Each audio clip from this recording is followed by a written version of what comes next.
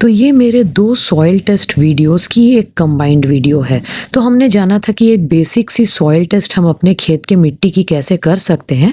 तो हमें अपने एक सैंपल कलेक्ट करना है सॉइल का अपने खेत से, जिसमें कि पत्थर या कोई भी वीड्स, खरपतवार, घास फूस, कुछ भी पैकेट्स, कुछ भी नहीं होनी चाहिए, सिर्फ सॉइल होना चाहिए। एक क्लियर कंटेनर में 1/3 हिस्सा सॉइल से भरेंगे और 1/3 हिस्सा पानी का भरेंगे। फिर इसको शेक करेंगे अच्छे से ढक्कन को बंद करके, और फिर उसको हम रेस्ट करने देंगे फॉर 24 आवर्स। हमने जब वो बोतल मिट्टी पानी को 24 घंटे रेस्ट करने दिया तो मिट्टी की अलग अलग परतें अलग अलग लेयर्स में बैठ गई। आया था क्ले सॉइल को हिंदी में हम कहते हैं चिकनी मिट्टी, जो पानी को ज़्यादा पकड़ कर रखती है ना। दूसरी होती है सैंडी सॉइल, रेतीली मिट्टी रेत।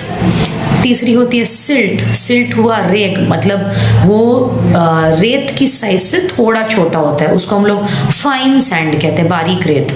ठीक है, तो आपकी मिट्टी में ये 3 परत आपको बेसिकली मार्क करना है मार्कर से, जैसे जगह करके आपको एक स्केल की मदद से कैलकुलेट करना है तीनों लेयर के अलग अलग हाइट्स क्या है। उसके बाद सेंटीमीटर्स में आपको जो भी हाइट मिलेंगे उसको आप परसेंटेज में कैलकुलेट करिएगा।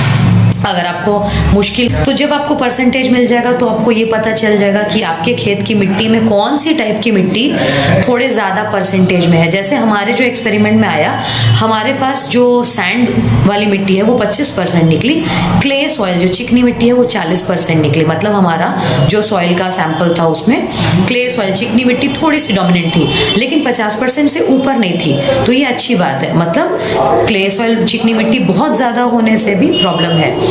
तो अब मुझे जो पता चल गया, तो इस हिसाब से मैं इंटरप्रिटेशन निकालती हूँ कि हमारे खेत की जो सॉइल है that is loam clayey soil, उस कैटेगरी में आती है। तो अब जब आपको ये पता चल जाएगा कि आपकी मिट्टी कौन सी कैटेगरी में, उसके हिसाब से आप डिसाइड करिएगा कि कौन सी फसल आपको लेनी चाहिए।